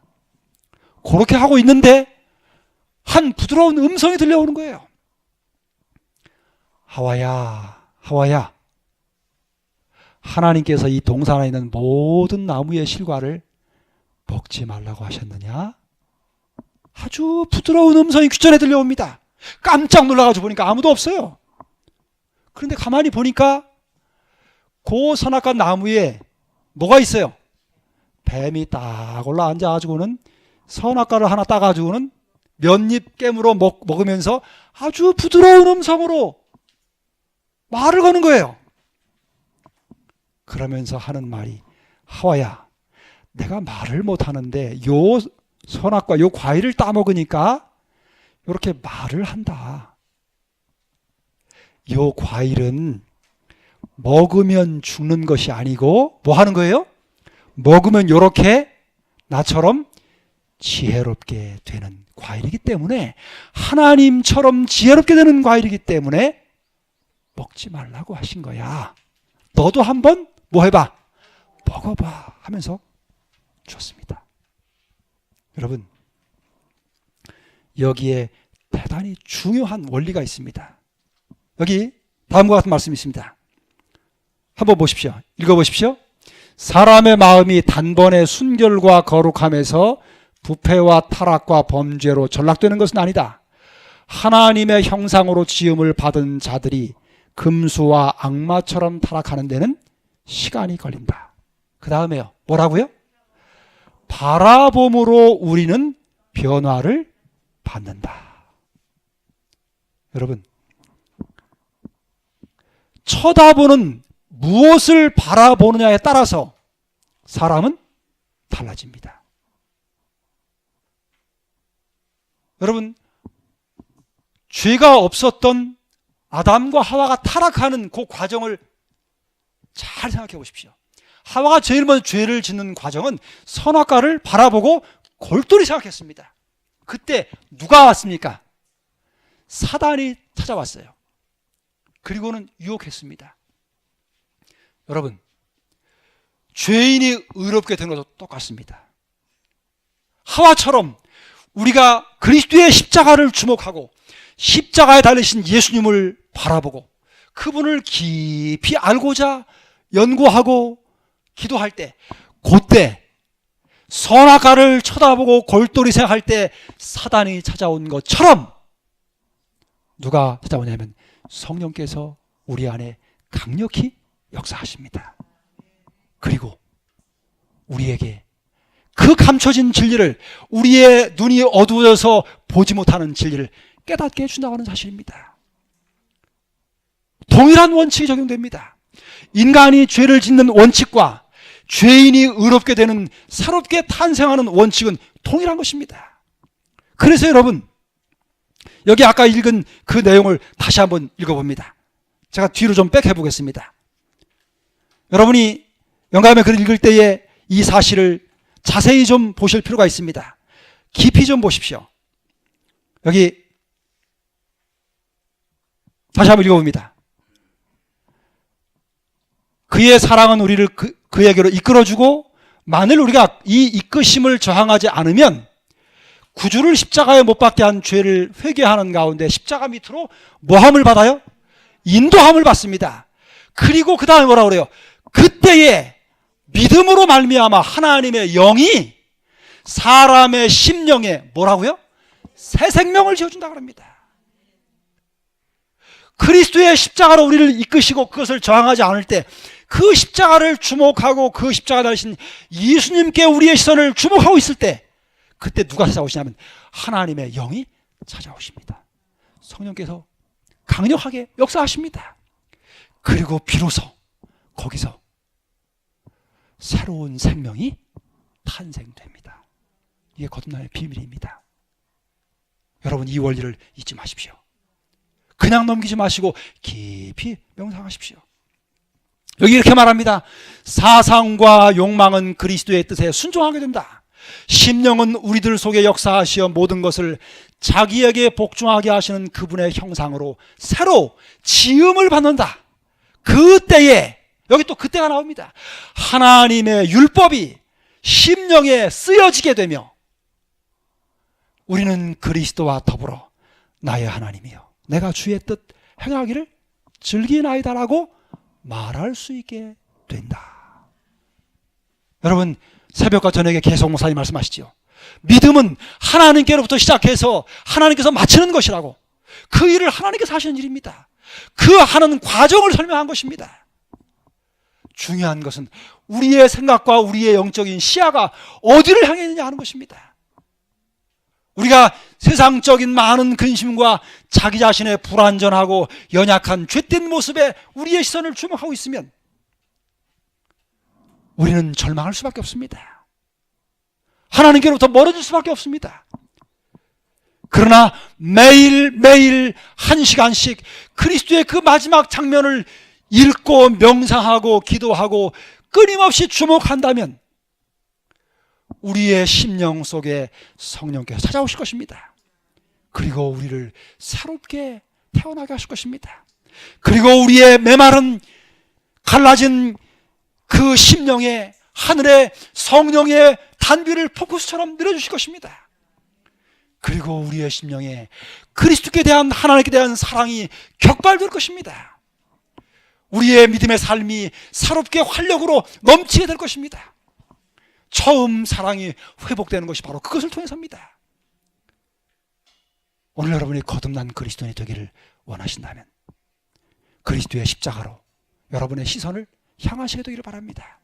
그 십자가 밑에서 오랫동안 머무르시기 바랍니다. 그 십자가에, 그 십자가로부터 빛이 나오는 그 빛에 여러분을 오랫동안 노출시키시기를 바랍니다. 그래서 바울은 이렇게 기록합니다. 그러므로 함께 하늘의 부르심을 입은 거룩한 형제들아, 우리의 믿는 도리의 사도시며 대제사장이신 예수를 뭐하라고요? 깊이 생각하라. 믿음의 주요 또 온전케 하시는 이인 예수를 뭐하라고요? 바라보라고 말합니다. 그렇게 할 때에 우리의 사랑이 격발되고 새로운 생명으로 탄생되게 될 것을 약속하고 계시는 것입니다. 여러분, 그리스도의 십자가로 가까이 가시기 바랍니다. 십자가에 우리의 영원한 희망이 있습니다. 십자가 아래서만 내가 얼마나 완고하고 교만한 죄인인지를 비로소 깨달을 수 있습니다. 그래서 그 십자가만을 바라보고 십자가를 의지하는 것이 우리의 유일한 희망이라고 하는 사실을 기억하시게 되기를 간절히 바라는 것입니다. 오늘 저는 시간을 줄이면서 다시 간곡히 호소합니다. 여러분, 그리스도의 십자가로 가십시오. 그 십자가를 바라보시고 그 십자가 앞에 서시고 그 십자가에 오랫동안 머무르시기 바랍니다. 그리고 그 십자가에서 하늘 아버지께서 나 같은 죄인을 구원하시기 위해서 당하신 고통이 무엇인지를 거기서 느껴보시기를 바랍니다. 오늘 그 크신 하나님의 사랑이 여러분의 가슴을 그리스도께로 새롭게 향하도록 인도해 주시기를 바라고, 그 십자가에서 하나님의 그 무한하신 말할 수 없는 사랑을 경험하시고 그 사랑 때문에 성령의 감동하시는 그 감동이 무엇인지를 경험하고 여러분이 누군가에게 할 말이 있도록, 전해줄 복음이 있도록 그렇게 되시기를 간절히 바라면서 오늘 강의를 마치겠습니다. 우리 이 시간은 대표 기도하지 마시고 우리 개인 기도하십시다. 개인적으로 기도하시고 마치는 대로 돌아가시도록 하십시다. 개인적으로 기도하겠습니다.